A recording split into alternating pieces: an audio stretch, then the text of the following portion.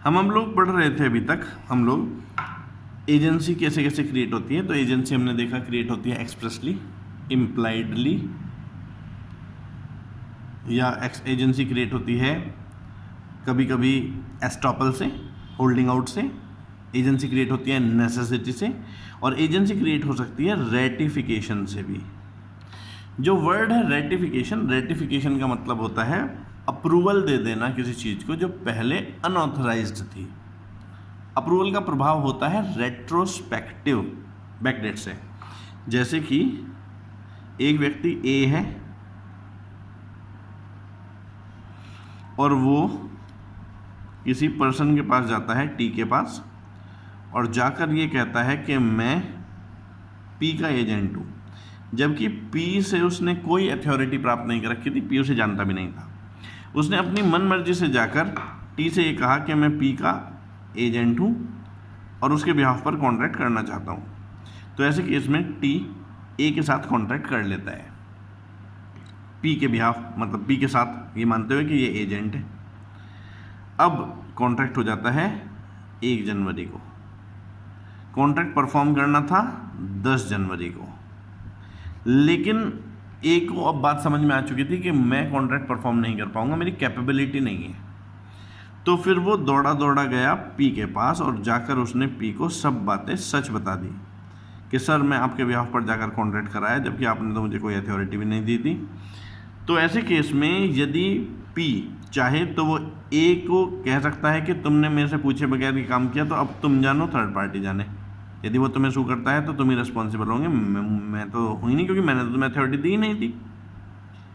लेकिन यदि पी चाहे तो पी इसके इस कॉन्ट्रैक्ट को जो ए और टी के बीच में हुआ है, पी के बिहाफ पर उसे कर दे अप्रूव। इसका प्रभाव ऐसा आएगा जैसे कि ए एजेंट और पी प्रिंसिपल और टी थर्ड पर्सन हो। यदि ऐसा किया गया तो हम कहेंगे कि पी ने कर दिया ए का काम रेटिफाई। और इसका प्रभाव क्या होगा? इसका प्रभाव होगा ऐसे ही जैसे कॉन्ट्रैक्ट कब बना हो, जैसे कॉन्ट्रैक्ट बना हो 1 जनवरी को ही, यानी कि प्रभाव आया कैसा? रेट्रोस्पेक्टिव। यानी कि यदि प्रीवियस जो अनऑथराइज्ड एक्ट था उसे अप्रूव कर दिया जाए बैक डेट से ही, तो उसे बोलते हैं हम रेटिफिकेशन। तो यहाँ पर एजेंसी थी तो नहीं, पर क्योंकि प्रिंसिपल ने कर दिया अप्रूव, रेटिफाई, तो इसीलिए हम इस तरह की एजेंसी को बोलेंगे एजेंसी बाय रेटिफिकेशन। लेकिन रेटिफिकेशन की कुछ शर्तें होती हैं। इस कॉन्सेप्ट को पढ़ते हैं। लिखा है rights of a person as to act done for him without his authority, effect of ratification. Rights क्या हैं एक व्यक्ति के? यदि कोई काम किसी ने उसकी अथॉरिटी के बगैर ही कर दिया, क्या राइट्स हैं? यदि रेटिफिकेशन कर दिया तो इफेक्ट ऑफ रेटिफिकेशन। तो जहां पर कोई काम किया गया है एक व्यक्ति के द्वारा दूसरे के बिहाफ पर, परंतु दूसरे व्यक्ति को ये बात पता ही नहीं है, उसने अथॉरिटी भी नहीं दी थी वो काम करने के लिए, अब वो इलेक्ट कर सकता है, उसकी मर्जी है कि वो रेटिफाई भी कर सकता है या डिसऑन भी कर सकता है उस एक्ट को। यदि वो रेटिफाई कर देता है तो सेम इफेक्ट आएगा जैसे कि काम पूछ कर ही किया गया होता। सिंपल शब्दों में रेटिफाई का मतलब होता है अप्रूव कर देना किसी प्रीवियस एक्ट या प्रीवियस ट्रांजैक्शन को जो पूछे बगैर किया गया है। रेटिफिकेशन एक्सप्रेसली भी हो सकता है, इम्प्लाइडली भी हो सकता है, पार्टीज के कंडक्ट से, दूसरे के बिहाफ पे भी हो सकता है।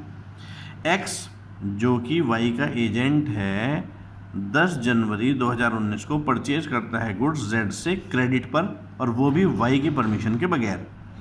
परचेजेस करने के बाद जनवरी 20 2019 को वाई कहता है एक्स को कि वो एक्सेप्ट कर ले रिस्पॉन्सिबिलिटी पेमेंट करने के लिए उस परचेजेस के लिए, हालांकि जिस समय एजेंट ने परचेज करी थी उसके पास कोई अथॉरिटी थी नहीं क्रेडिट पर परचेज करने की। वाई का जो सब्सिक्वेंट स्टेटमेंट था 20 जनवरी को, वो ऐसे केस में रेटिफिकेशन मान लिया जाएगा एजेंट का, जैसे उसने 10 जनवरी को परचेज किया। तो यानी कि यदि बंदे का काम आप कर दो अप्रूव, चाहे आगे डेट पर, तो उसका प्रभाव ऐसे आता है जैसे काम ऑथराइज्ड मैनर में ही किया हो। और इस तरह से जब काम को स्वीकार लिया जाता है दूसरे के, तो उसे ही बोलते हैं एजेंसी बाय रेटिफिकेशन। अब बात आती है रेटिफिकेशन कर तो सकते हो, लेकिन रेटिफिकेशन की कुछ शर्तें होती हैं, कुछ कंडीशंस होती हैं जिनके तहत रहकर ही रेटिफिकेशन किया जा सकता है। रेटिफिकेशन कर सकते हो एक्सप्रेसली भी, इम्प्लाइडली भी। रेटिफिकेशन एक्सप्रेस भी हो सकता है, इम्प्लाइड भी हो सकता है। प्रिंसिपल के कंडक्ट से भी पता चल सकता है कि उसने रेटिफाई किया है कि नहीं किया है। जैसे कि ए ने विदाउट अथॉरिटी बाई कर लिए गुड्स बी से, बाद में बी ने सेल कर दिया उन्हें सी को अपने बिहाफ पर, तो बी के द्वारा ऐसा किया जाना ही रेटिफिकेशन मान लिया गया है उन गुड्स के रिस्पेक्ट में जो ए ने उसके बिहाफ पर परचेज किए थे, वो भी बगैर पूछे।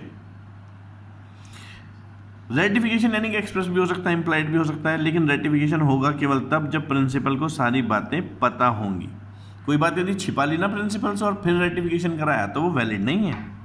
इसीलिए कहा कोई वैलिड रेटिफिकेशन नहीं किया जा सकता एक व्यक्ति के द्वारा जिसकी नॉलेज ऑफ फैक्ट्स मैटीरियली डिफेक्टिव है। यानी कि यदि प्रिंसिपल से कोई बात छिपाई गई है रेटिफिकेशन कराते समय तो वो रेटिफिकेशन वैलिड नहीं है। ए के पास अथॉरिटी है पी से कि वो बाय कर सकता है गुड्स मार्केट रेट पर वो बाय कर लेता है हायर रेट पर, और पी एक्सेप्ट कर लेता है बाद में उसके द्वारा की गई परचेजेस। बाद में पी को पता चलता है कि जो गुड्स परचेज करे थे ए ने उसके बिहाफ पर वो ए के खुद के थे, तो ये रेटिफिकेशन बाइंडिंग नहीं है। तो यहां दो एग्जाम्पल्स हैं एक्चुअली, एक ये और एक ये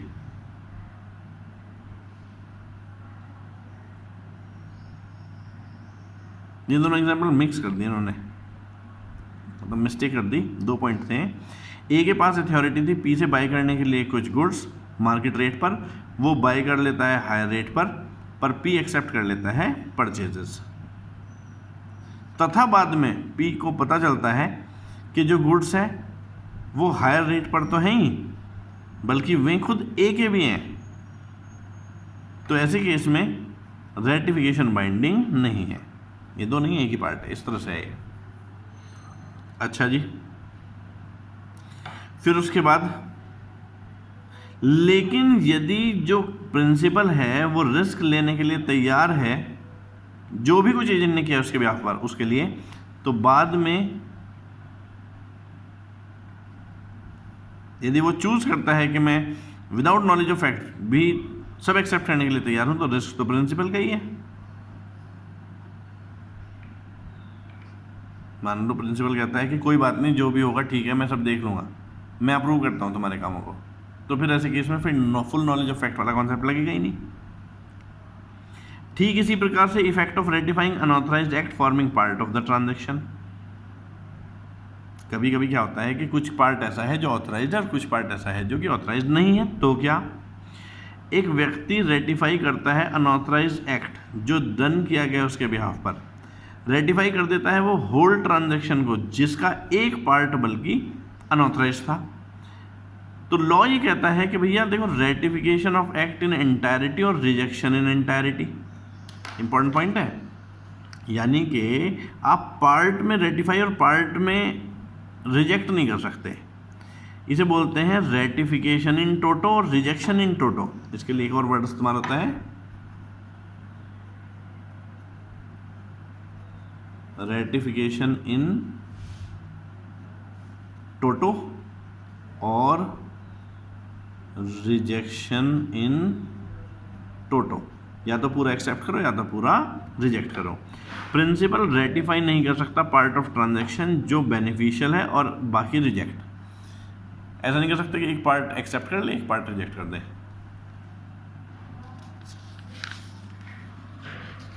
फिर बात आती है रेटिफिकेशन करो, लेकिन आपके रेटिफिकेशन के कारण किसी थर्ड पार्टी को डैमेज या लॉस नहीं होना चाहिए।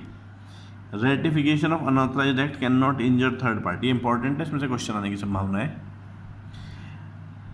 एक्ट जो किया गया है एक व्यक्ति के द्वारा दूसरे के बिहाफ पर बगैर उसकी इंस्ट्रक्शन से अथॉरिटी के, जो कि यदि विद अथॉरिटी किया जाता तो ऐसे केस में उसका इफेक्ट होता और थर्ड पार्टी को भी हो जाते नुकसान, और थर्ड पार्टी के कोई राइट्स जो है वे टर्मिनेट हो जाते, थर्ड पार्टी का इंटरेस्ट जो है वो प्रभावित हो जाता। यदि ओरिजिनली ऐसा होता तो बात अलग थी, लेकिन अब आप रेटिफाई नहीं कर सकते उस तरह से कि थर्ड पार्टी पर विपरीत प्रभाव पड़े, उसे लॉस हो जाए। दूसरे शब्दों में, जब इंटरेस्ट थर्ड पार्टी का प्रभावित होता है तो प्रिंसिपल रेटिफाई नहीं कर सकता और रेटिफिकेशन का सिद्धांत एप्लीकेबल नहीं होता। रेटिफिकेशन कभी रिलेट बैक नहीं करेगा डेट ऑफ कॉन्ट्रैक्ट से यदि उसका प्रभाव थर्ड पार्टी के अधिकारों को इंटरवीन करना या हानि पहुंचाना हो तो।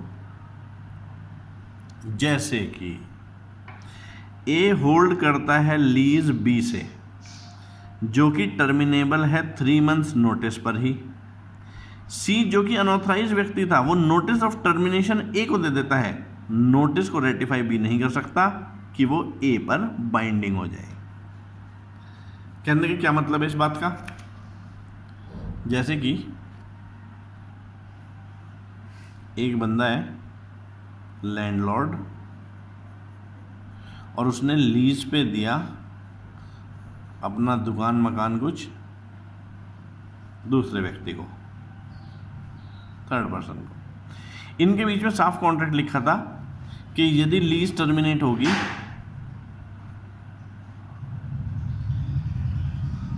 तो वो होगी ओनली ऑन 3 मंथ्स नोटिस।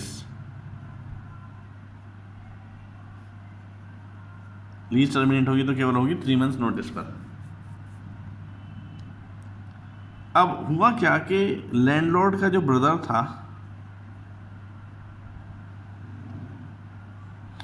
उसने पूछे बगैर ही लैंडलॉर्ड से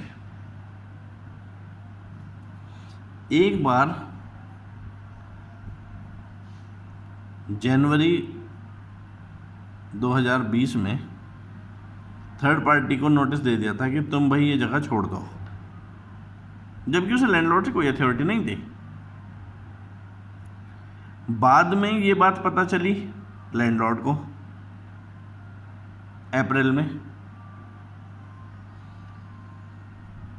तो अप्रैल में वो कहने लगा कि भाई मैं अपने ब्रदर के कामों को करता हूँ रेटिफाई, ब्रदर ने दे दी थी तुम्हें पहले ही नोटिस, तो अब तुम इस जगह को जल्दी से खाली कर दो। तो ऐसे केस में ब्रदर के द्वारा किया गया अनऑथराइज्ड काम ये व्यक्ति नहीं कर सकता, रेटिफाई नहीं कर सकता अप्रूव, क्योंकि इससे जो थर्ड पार्टी का अधिकार था कि 3 महीने का नोटिस मिलना जरूरी है वो इफेक्ट हो रहा है। यहाँ पर लैंडलॉर्ड को खुद ही यदि उसे निकालना चाहता है तो नोटिस देना पड़ेगा अप्रैल में, तो इसके पास अभी और 3 महीने रहेंगे लीज को एक्सटेंड रखने के।